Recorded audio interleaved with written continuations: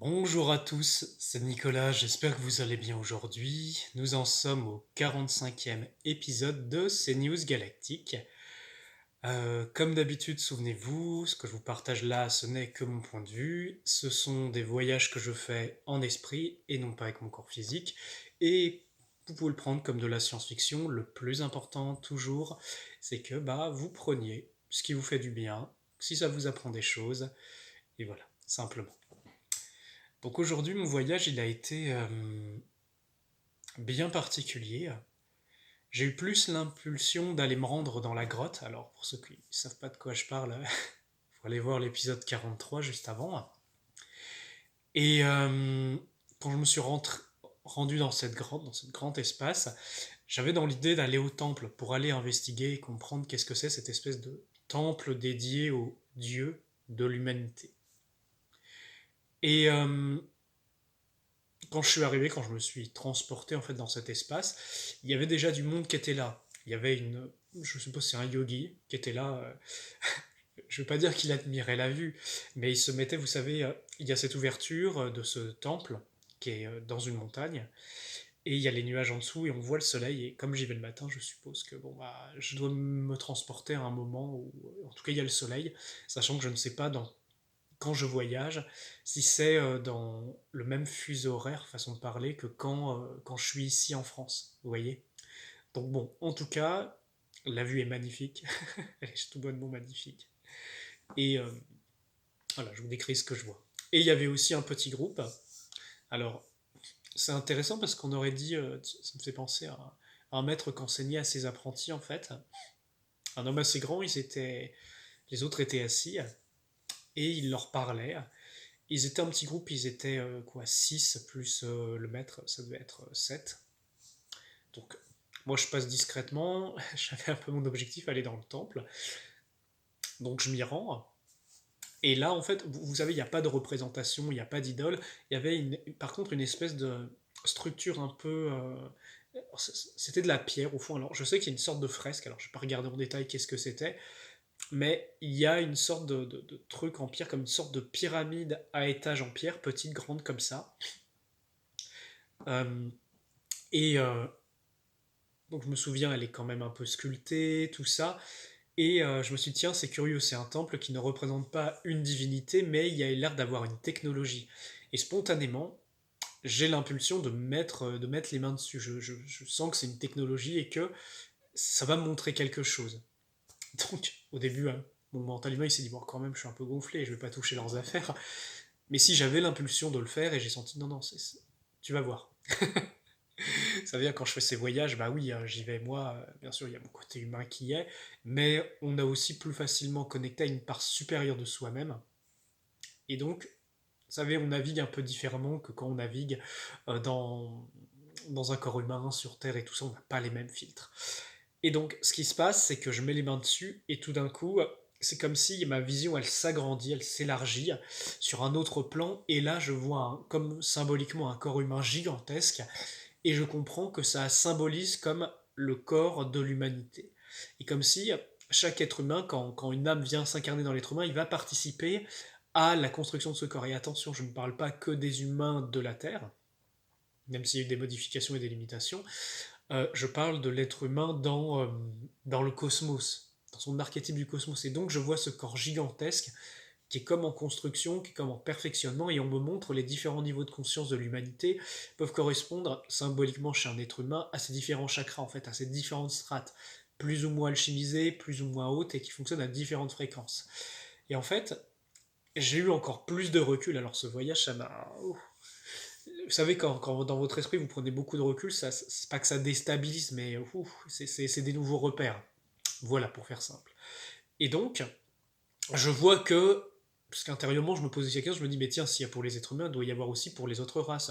Des races reptiliennes, des races, les grands êtres bleus, et toutes sortes de races. Et en fait, je zoome et je vois en fait ces êtres gigantesques, ces archétypes de corps qui, euh, qui fonctionnent, et c'est comme des archétypes de ces différentes races qui existent dans le cosmos, et je suppose qu'il y en a plein.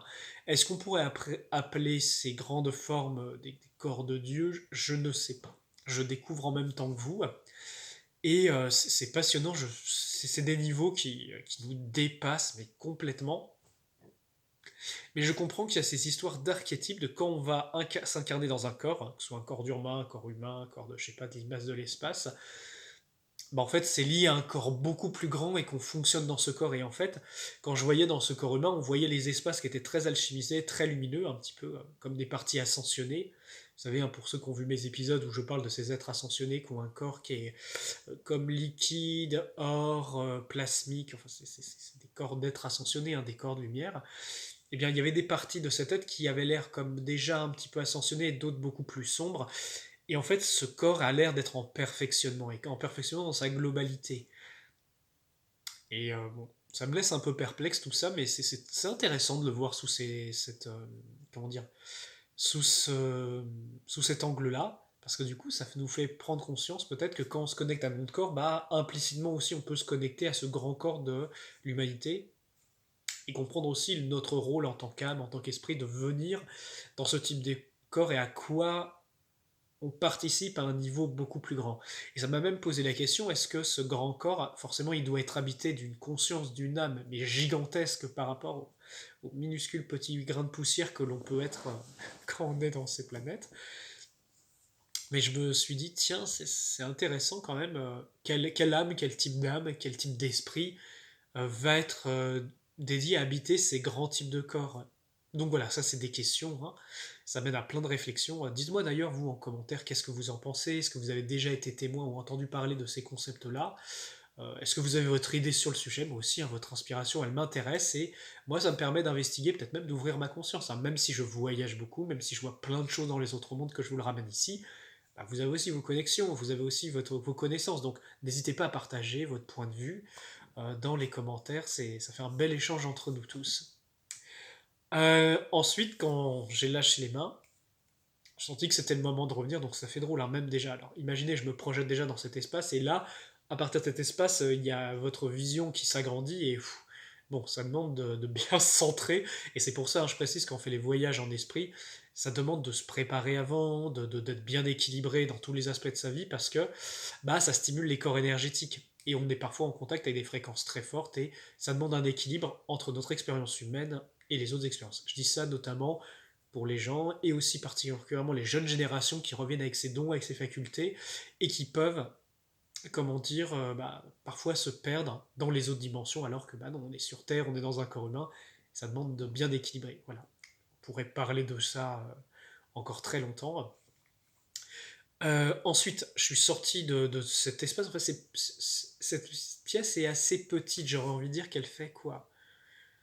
3 mètres de long, non de large, sur 5 mètres de long à peu près. Ouais, peut-être ça, hein. Peut-être 4 mètres de long, peut-être 4-5 mètres. Donc je sors de ce petit espace. Et là, je sors et je vois donc encore ce petit groupe qui est là. Et le grand homme qui était là, il me fait signe de venir. Il me dit, bah tiens, tu peux venir. Et donc je m'assois avec eux. Et je me dis, bah tiens, je vais écouter ce qu'ils racontent. Et c'est très intéressant parce que dans cette pièce, dans cette grande caverne, ce grand espace, en fait, il y a des maîtres qui apparaissent, qui disparaissent, et on les voit apparaître de nulle part. Enfin, c'est autour, hein, moi je parle pas. Là, j'étais avec le petit groupe, mais autour, on voit des êtres qui apparaissent, qui se baladent, et qui vont dans les pièces, et comme si, en fait, c'est pas un aéroport, mais vous voyez, cet espace, apparemment, il y en a beaucoup qui se projettent en esprit ou peut-être même avec leur corps ascensionné dans cet espace, et qui se baladent dans le temple et qui vont faire ce qu'ils ont à faire. J'ai trouvé ça assez drôle de voir ça. Alors je suis habitué à voir ça dans les autres dimensions, mais là, je sais que je suis sur un plan terrestre, je suis pas dans un vaisseau, je suis potentiellement dans un endroit qui existe sur Terre. Enfin, moi je le pense comme ça, hein, ça a l'air très terrestre ce que je vois là-bas. Et du coup, bon, voilà, ça c'est la petite parenthèse, donc je m'installe et j'écoute, et j'avais l'impression que je me suis même demandé si les âmes qui étaient là et qui apprenaient, le petit groupe de 6, ils étaient vraiment de notre époque en fait. C'est très intéressant. Quand je voyais leurs vêtements et tout, je me suis dit, tiens, mais est-ce que c'est de notre époque? Euh, Sachant que bah, quand on se projette en esprit, vous savez, le temps, l'espace, les multidimensions. Bon, voilà, moi je vous traduis en tout cas l'expérience, mais donc ce maître il enseignait, en fait il y avait une histoire de comment enseigner aux populations, comment amener l'enseignement, tout du moins leur enseignement, j'ai juste un petit peu écouté, et Et donc voilà, c'était sur ce sujet-là, et les disciples, ils posaient des questions à ce maître et tout. Et ensuite, il les a renvoyés, il leur a dit, voilà, allez, hop, c'est comme si ils se lèvent à un moment, et je les vois se téléporter, et je sais qu'ils vont dans d'autres mondes, dans d'autres dimensions, peut-être sur Terre enseigner à leurs élèves, ou faire le pont, et ils partent dans toutes les directions. Après, j'ai une courte interaction avec cet homme, et il m'a semblé un peu familier, et c'est drôle parce que, enfin, dans son apparence, c'était vraiment un humain, et même au niveau de sa fréquence, on aurait pu penser que c'est un humain. Et moi, je prends ce sentiment qui masquait, qui voilait sa vraie fréquence et son identité, mais très carrément, c'est un maître, et on sent qu'il a une forme de niveau et d'autorité que les autres n'avaient pas. C'est subtil, hein, c'est très subtil à capter, mais on sent qu'il sait de quoi il parle et qu'il a de l'expérience. Je me rappelle plus exactement de la teneur de nos échanges. Je crois que je lui ai posé une question sur bah tiens et moi, est-ce qu'il y a un conseil pour enseigner sur Terre Je me rappelle absolument pas de la réponse là au moment où je vous dis. Je sais qu'il m'a répondu, mais je ne me rappelle pas de ce qu'il m'a répondu. Vous savez parce qu'après j'ai voyagé encore, donc peut-être que ça va revenir. Et à un moment, moi je regardais, parfois je lançais des petits regards vers vous savez, ce grand espace. Moi j'aime bien me poser là et méditer en fait, c'est énorme. C'est juste énorme, ça me met dans des états de paix, de sérénité. Je sais pas si c'est ça le samadhi, mais enfin, voilà. Et je vois je l'appelais le yogi en fait, qui est là, qui est installé. Alors il est en pagne, il est très peu couvert, il est en pagne, il a des grands cheveux noirs, hein, et il était de dos, et du coup il regarde dans cette dimension comme s'il regarde l'identité. Enfin, l'identité, n'importe quoi. Là, comme l'espace, comme l'infinité, comme s'il a son regard tourné vers l'infinité. Et donc, bah, je m'approche discrètement, et je viens m'installer, m'asseoir à côté de lui, parce que en toute honnêteté, j'aime beaucoup cette place. J'ai pas vu de ton inscrit, j'ai pas vu de siège, je me suis dit, bon, j'ai le droit de m'installer quand même. Et donc, je m'installe et je me sens mais vraiment bien. Et vous savez, c'est comme si on se jette un petit coup d'œil comme ça. Mais c'est bienveillant, on sent une profonde bienveillance, c'est comme. Vous voyez. C'est un peu cette énergie-là. Et donc, je m'installe, je regarde pareil avec lui bah, ces nuages, ce grand espace, ces montagnes au loin, ce soleil. Et, euh, Et je sens que c'est très drôle parce que quand je le capte à côté de moi, j'ai le sentiment que il n'est pas vraiment de cet espace-temps. Comme s'il est dans le temps, mais il n'est pas dans le temps, il est vivant, mais il fait pas partie des vivants. Je suppose que ça doit faire partie de ces grands maîtres ascensionnés qui vivent dans notre monde et qui vivent reclus, je sais pas, dans les Himalayas. Moi, quand je vois ces chaînes de montage, je me dis, mais c'est l'Himalaya en fait, c'est cette zone-là. Et donc, je sens qu'il capte ma pensée, il me montre quelque chose dans ma vision intérieure, il me montre euh, quand je me branche sur l'autre dimension, son corps qui est comme aussi bah, ascensionné un petit peu comme ces êtres que j'ai vus dans les vaisseaux, qui avaient c'est comme si leur corps il est pas palpable, il est comme de l'eau, et ça ondule, c'est plasmique, liquide, jaune, or, voilà, c'est cette teneur et ça forme un corps. Et donc, l'espace d'un instant, je me dis, mais tiens, est-ce que moi aussi je peux essayer de reproduire cet effet-là? Donc, je me centre en moi. Et en fait, je commence à imaginer, à regarder mon corps qui commence à devenir ondulatoire, sachant que j'avais déjà eu une expérience un petit peu similaire dans un rêve lucide que j'avais eu il y a très longtemps, où c'était dans des grottes, il y avait un maître, bon, je vous passe le détail de cette histoire, mais ça m'a rappelé quelque chose qu'on m'avait montré à l'époque dans mes rêves, en fait. Enfin, c'est pas vraiment un rêve parce que c'était très clair, hein, vraiment, presque aussi clair que ce que je vous vois là. Je pourrais décrire les détails très précisément. Et donc, je vois son corps ondulatoire et je me dis, bah tiens, je vais faire pareil, en fait, je vais essayer. Et du coup, je sens cette ondulation en moi, je recommence à ressentir ça, et je me dis, mais en fait, c'est comme si ma conscience peut faire en sorte que mon corps peut se moduler différemment et répondre à d'autres lois. Et en fait, l'espace d'un instant, je le sens se tourner vers moi, comme ça, me regarder, et il pose, vous savez, sa main, comme ça, sur mon épaule, et c'est intéressant parce que là, je suis dans le canapé, hein, je vous fais comment dire, ces récits de voyage après, mais je sens comme énergétiquement une main qui se pose comme ça sur moi, comme si on appuyait comme ça, mais ici, sur mon épaule gauche, et je sens comme vraiment une fréquence qui se passe, c'est comme ondulatoire, et je sens qu'il m'a comme. Ça se passe pas par des mots, parce qu'on parle pas en fait. Il n'y a aucun mot qui passe, mais on capte l'intention, et je sens mon corps qui ondule. Je sens, comme dans ma vibration, une lumière liquide hors plasmique qui commence à circuler, et comme s'il me montre un petit peu l'état, comme s'il m'aide un petit peu à comprendre l'état et la sensation. donc j'ai de la chance. Je sens qu'on se dit quelque chose en esprit, alors ça se traduit pas en mots. Et à un moment, je ressens, je me dis, bah tiens, ok, là, je sens que j'ai fini ce que j'avais à faire aujourd'hui dans cet espace. Je vais aller me rendre, bah tiens, sur le vaisseau en or. Donc je me mets en état de gratitude, de remerciement par rapport à ce moment-là. Et je me rends sur les vaisseaux. Et là, chose vraiment très intéressante, mon grand ami bleu qui est toujours au même endroit, du coup, quand je m'y téléporte, il me regarde et je sens comme un sourire léger et comme un sentiment d'émotion, comme si il voit quelque chose qui semble avoir bougé en moi, je suppose en ma structure, vu qu'il m'a touché juste avant, donc je dois avoir ma structure qui bouge différemment. Et je sens comme une forme d'émotion, mais belle, comme quelque chose qui le touche dans son cœur. Et du coup, bah, je ressens par écho et je me sens un peu dans ce même état.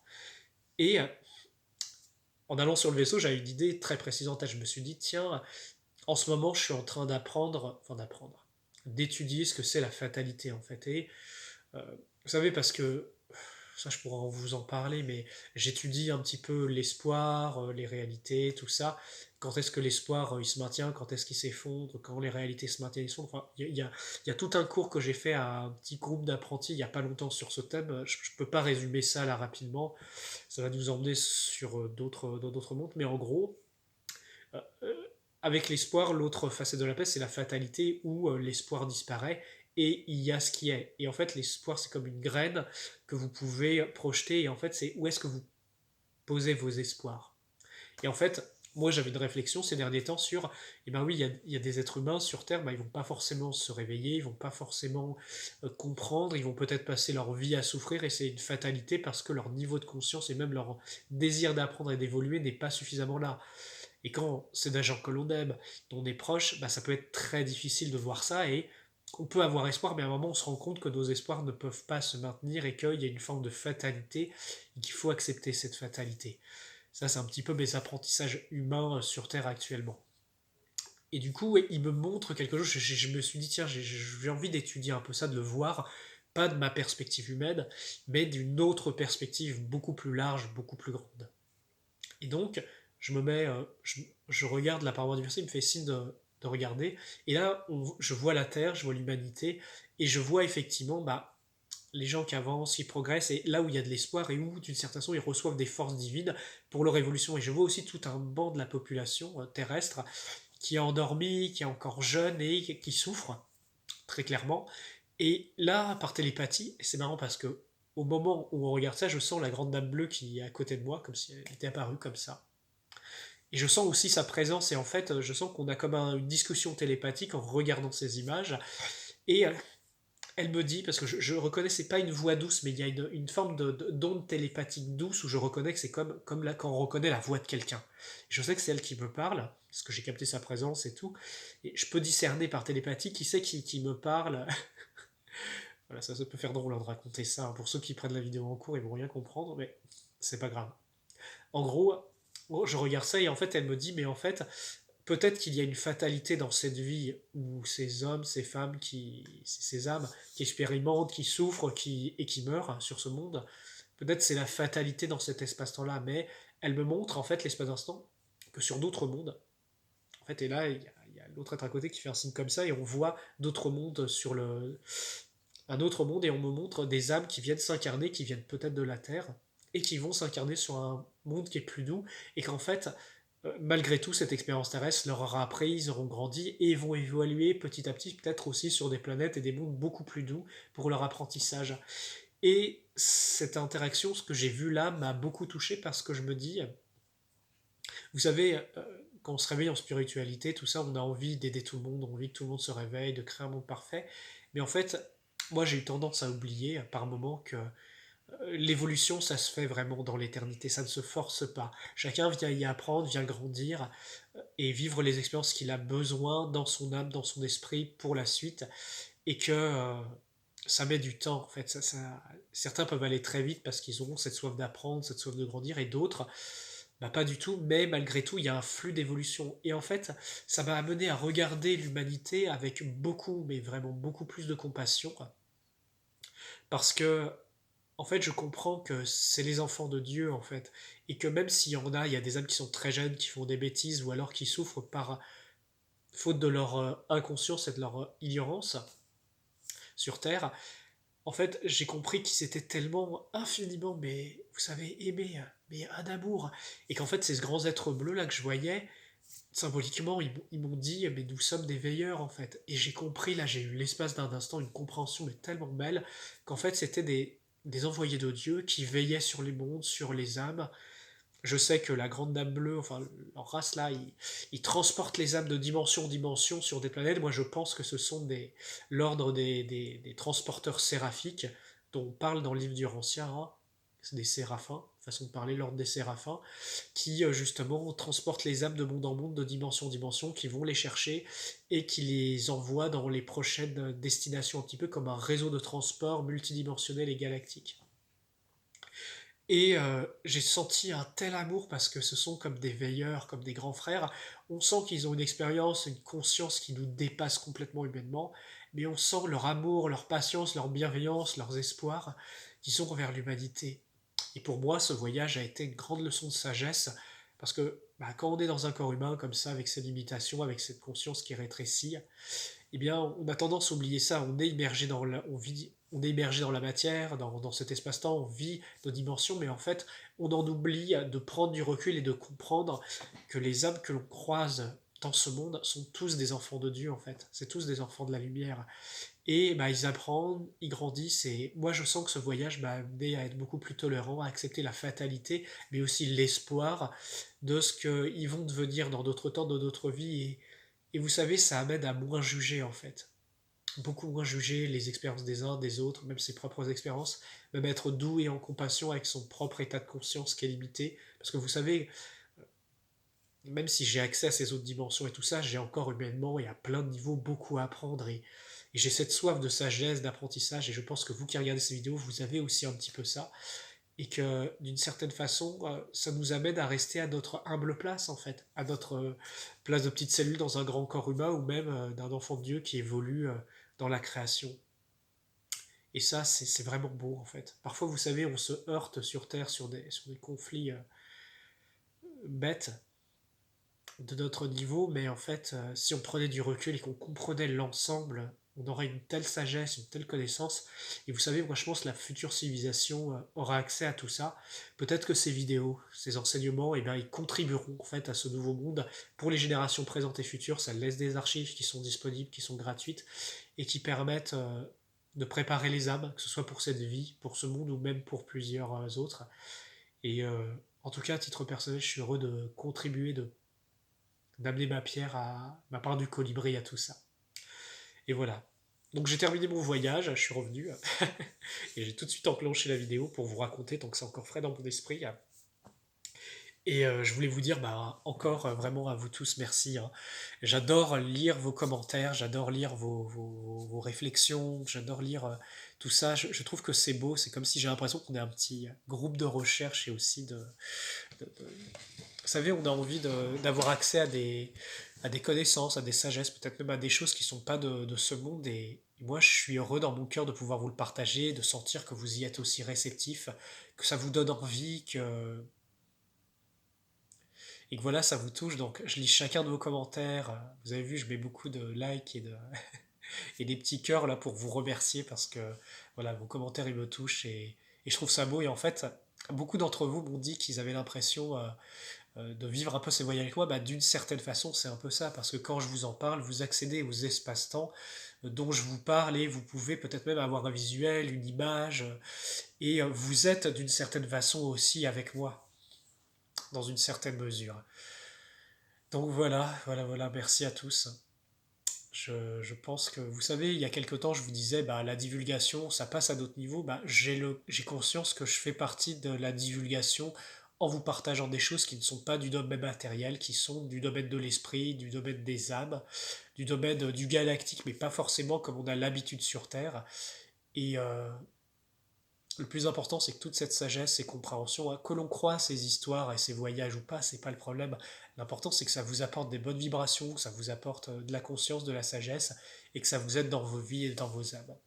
Et si ça peut aider cette civilisation et cet espace-temps, et ben en fait, tant mieux. C'est pour ça que je fais ces vidéos et j'aime beaucoup. Voilà, merci encore à tous. Souvenez-vous, hein, les likes, les partages, les commentaires, ça aide beaucoup cette chaîne. Je pense qu'on a vraiment des pépites, des trésors avec cette série-là qui peuvent faire du bien à l'humanité. Je sais, j'ai bien conscience que tout le monde ne peut pas recevoir ces informations, que ça peut être complètement perché et hors sol pour certains, et c'est ok. Ces informations, ces vibrations sont faites pour ceux qui peuvent les recevoir et pour ceux qui plus tard pourront les recevoir aussi. Voilà.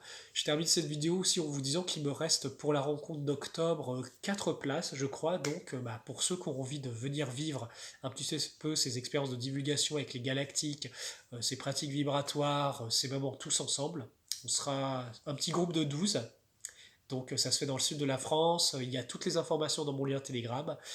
Et vous pourrez trouver du coup. Enfin voilà. Il reste 4 places, donc n'hésitez pas si vous souhaitez vous inscrire. Il reste encore un peu de place. Voilà les amis, merci beaucoup, prenez bien soin de vous et surtout que la grande lumière vous accompagne. À très bientôt.